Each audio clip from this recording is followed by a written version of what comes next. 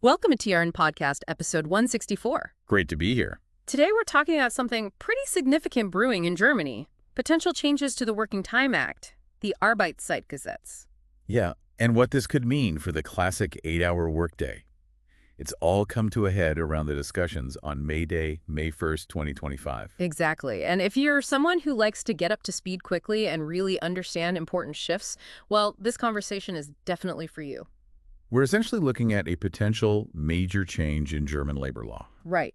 The core issue seems to be this tension, this idea of maybe moving away from a strict daily maximum work limit towards a weekly one.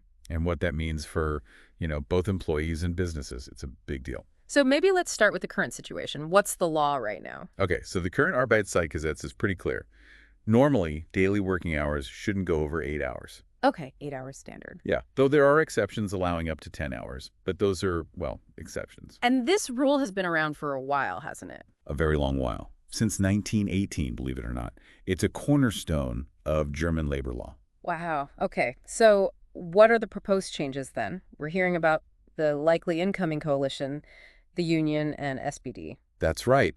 Their coalition agreement outlines plans to make this daily limit less rigid. Instead, they're proposing a maximum weekly working time. A weekly cap instead of a daily one. Essentially, yes.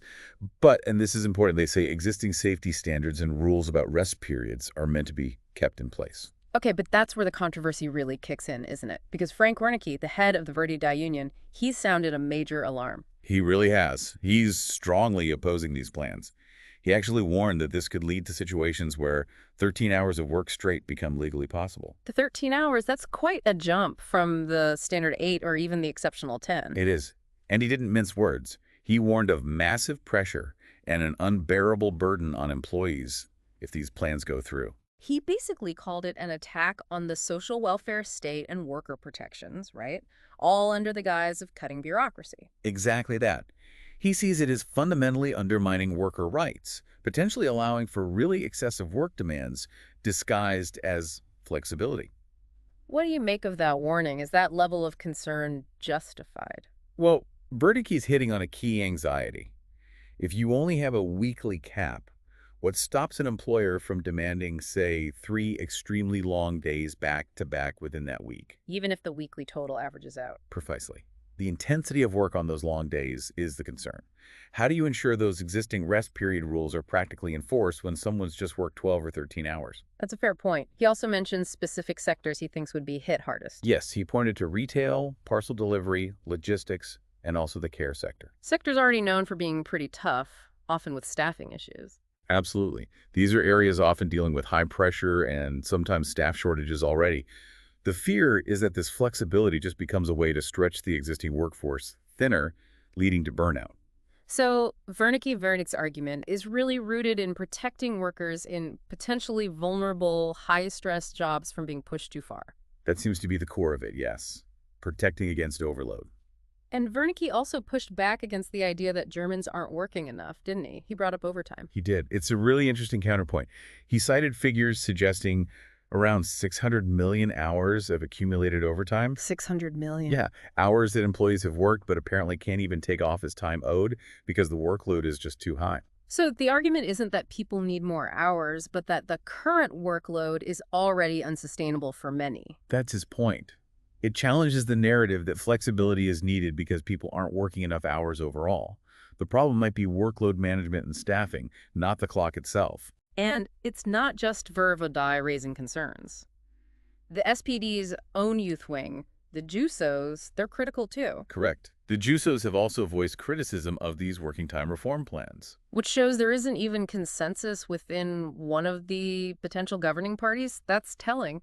It definitely highlights the internal debate and the sensitivity of this issue, especially perhaps among younger generations entering the workforce who might value work-life balance differently. Okay, so that's the union and critical perspective, but there's another side to this, right? The employers, the trade associations. Yes, the handles for Deutschland, the HDE, which represents the retail sector, has a very different take. What are you saying? They actually welcome the plans. They've described it as a potential win-win situation. A win-win. How so? Well, the HTE president, Alexander von Preen, argues that employees themselves want more flexibility. Ah, so they're framing it as meeting employee demand for more control over their schedules. Exactly. So you have this direct clash. The HDE seeing flexibility as a positive for everyone, and the unions seeing it as a threat to worker well-being. How much weight do you give that argument that employees are asking for this? I mean, it's likely true that some employees do want more flexibility, the ability to maybe work longer on some days to get a shorter day elsewhere, or fit work around personal appointments. That can be appealing. Sure, that makes sense. But the question is, does this specific proposal, removing the daily cap for a weekly one, actually deliver the kind of flexibility most employees want? Or does it primarily serve the employer's desire for more adaptable staffing? Without strong guardrails, that flexibility could look very different in practice. It certainly could.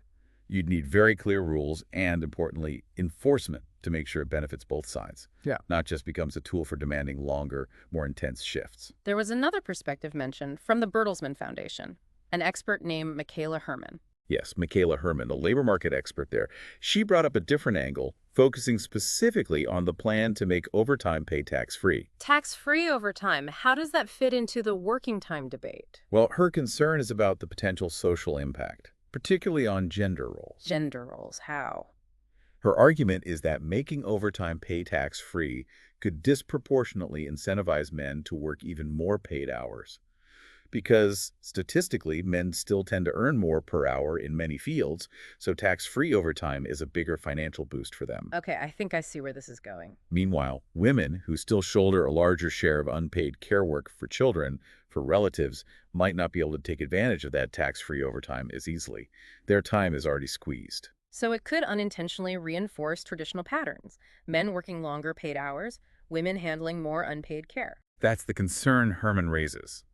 It's an unintended consequence, perhaps, but one that suggests these seemingly neutral economic policies can have quite complex social effects. It's a really interesting point about how financial incentives interact with existing societal structures. Definitely adds another layer to consider. Okay, so let's try and pull this together a bit. We've got this push primarily from the business side, like the HDE, for more flexible working time arrangements, framed as a win-win. Right. Emphasizing adaptability and employee choice. But then we have strong pushback from unions like Ver.di and even internal party critics who are worried about potential overwork, unbearable pressure, and the erosion of worker protections. They're highlighting the risks, especially in already demanding sectors, and questioning whether the existing safeguards are enough. And then this added dimension about how things like tax incentives for overtime might subtly shift social dynamics around gender and work. Yeah, the potential ripple effects. It shows just how interconnected labor law, economics, and social structures really are. It really underscores that these proposed changes, while maybe seeming technical, could have really profound impacts on the daily lives and routines of so many workers in Germany. Absolutely. It's not just about numbers on a timesheet. It's about well-being, fairness, and the balance between work and life. There's a fundamental conflict of interest here between maximizing operational flexibility and ensuring worker health and safety. Which I suppose leads us to the final big question we want to leave you, the listener, with. Thinking about both sides, the genuine need for flexibility in a modern economy, but also the crucial importance of worker well-being and preventing burnout. What do you think? How do we strike the right balance between these competing priorities as we shape the future of work? It's the central challenge, isn't it? Finding that sweet spot, definitely something worth mulling over.